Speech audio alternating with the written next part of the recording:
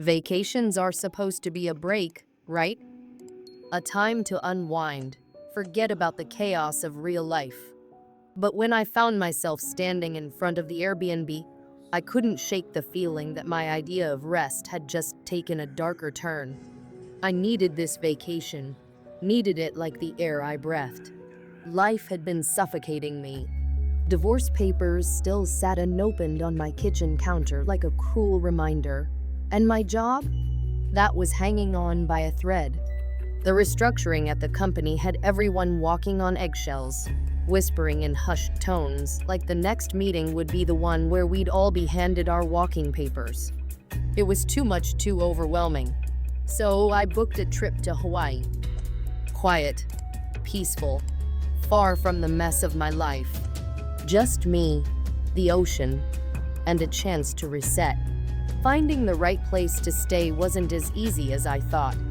Everything either screamed tourist trap or looked like it had been abandoned in the 80s and was now being presented as a rustic retreat.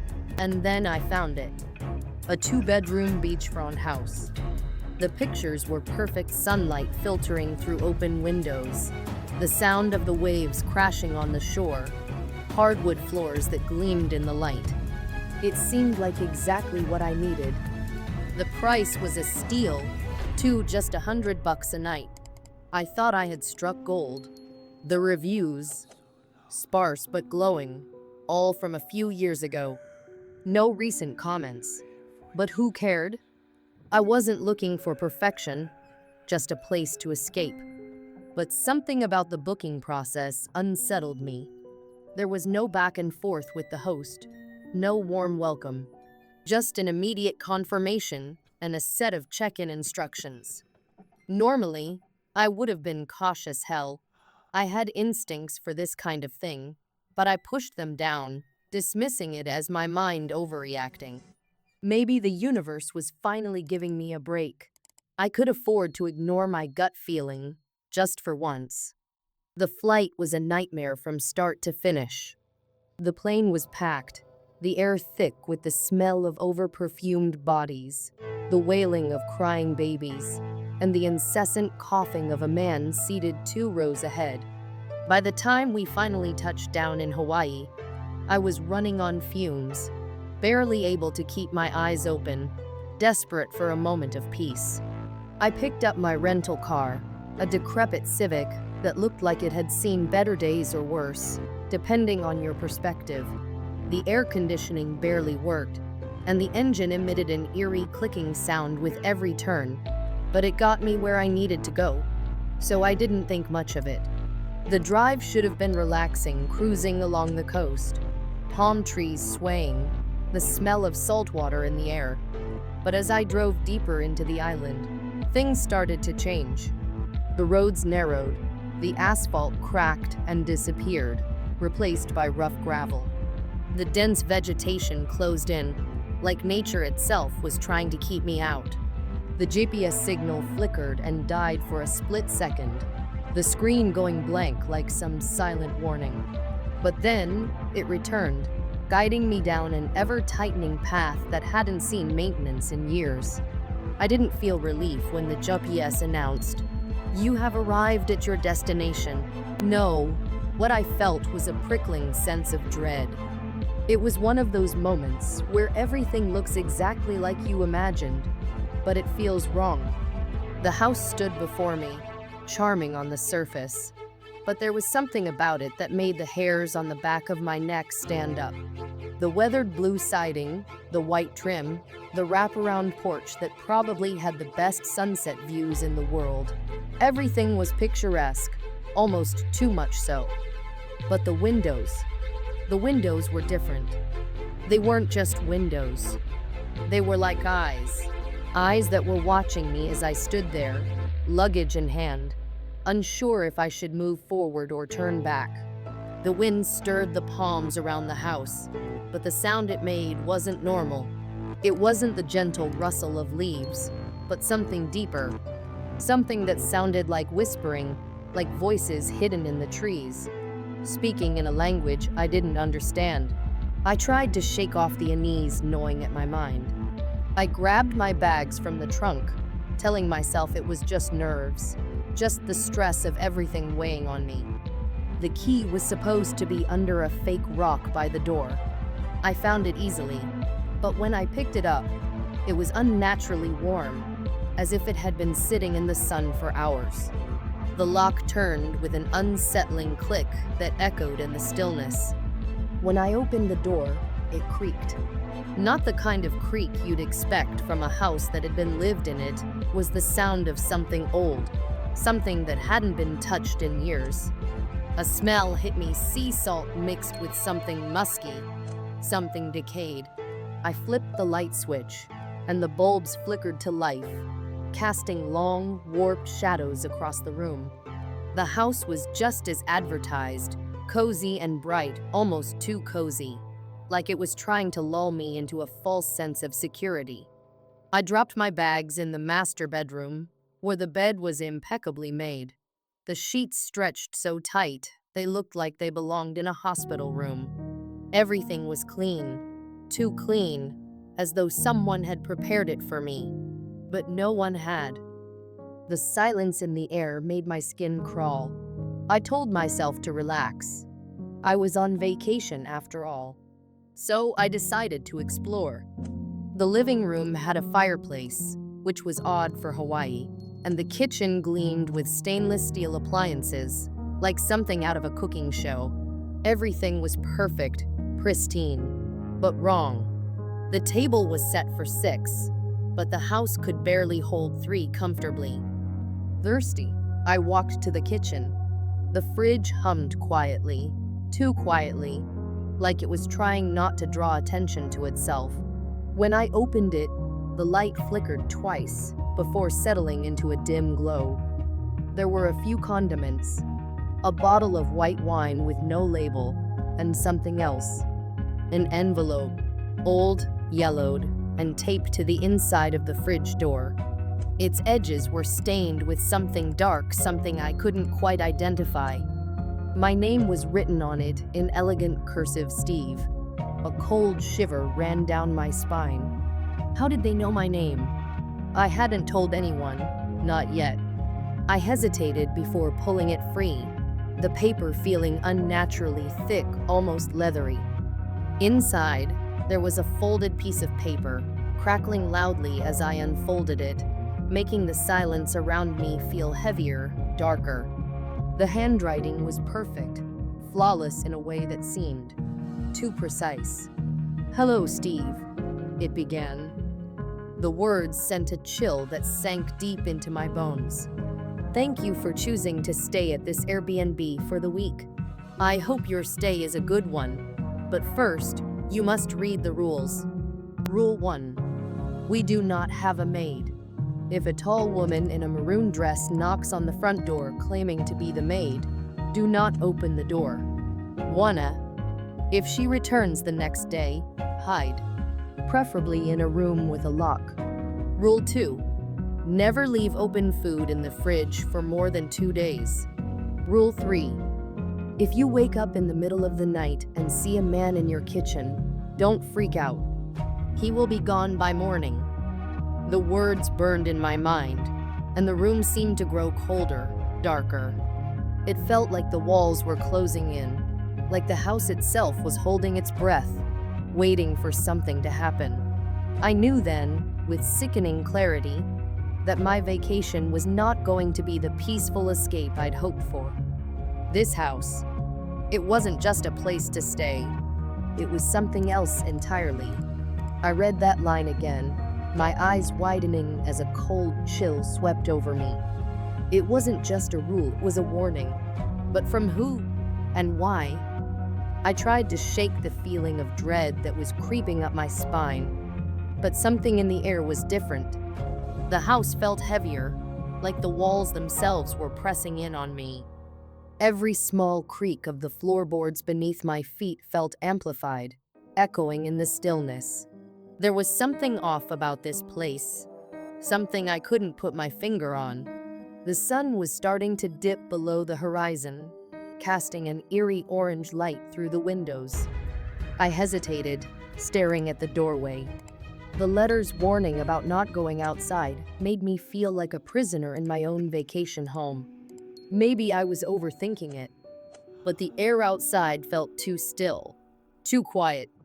I looked out the window again, and for a split second, I thought I saw something moving just beyond the tree line.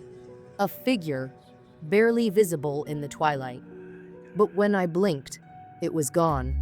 My breath caught in my throat. Just my mind playing tricks, I thought. But even then, the unease clung to me, thick and suffocating. I walked to the fridge, trying to distract myself. My fingers brushed against the cool metal, and I opened it, only to stop short. The shelves were barren, save for a few lonely bottles of water and what looked like a jar of pickles. And then, my gaze was drawn to the small piece of paper attached to the inside door with a magnet. It was a phone number, nothing else. No name, just a phone number. The words from the letter suddenly slammed into me like a freight train. If you see a little kid in the pool, call the number on the fridge and inform them. The hairs on my neck stood up. A child? A child in the pool? There was no pool here. Was there? I could feel my heart rate spiking as my eyes darted to the window once more. The setting sun turned everything into long shadows. And then I heard it. A faint sound, almost too quiet to make sense of. A splash. A soft, delicate ripple. I turned toward the sound instinctively, my heart thudding in my chest, and froze. Through the tall glass doors that led out to the backyard, I could see the faintest shape, a small figure by the edge of the pool, their head barely above the water. At first, I thought it was my imagination again, a trick of the twilight. But then the child's head turned toward me, those eyes wide and impossibly black. My breath caught in my throat. I should have called. I should have followed the instructions on the letter, but something held me rooted to the spot. Fear wrapped around me like a vice. My body refused to move, the air around me thick with a sense of dread. The child, no, the thing stood there, staring at me with those void-like eyes. It blinked once, and then another wave of panic hit me. What was it? What was wrong with it? Suddenly, it smiled. And that smile, it wasn't a child's smile. It was too wide, too stretched, like something unnatural, grotesque. I could feel the darkness in that smile creeping into the room with me. Then, the phone rang. The sound pierced the air, shrill and unexpected. I snapped my gaze to the kitchen, where my phone lay forgotten on the counter. The ringing stopped after the second ring, and a cold, mechanical voice followed. "Did you see the child?" I grabbed the phone, my hand shaking as I lifted it to my ear, but no one was on the line. Just a faint whispering, like static, mingled with the sound of the waves. The voice again, closer this time. "Don't go outside." The connection cut, and the phone went silent. I looked back at the pool. The child was gone, but I could still feel it. Something lingering in the air. Something. Watching. Rule 6.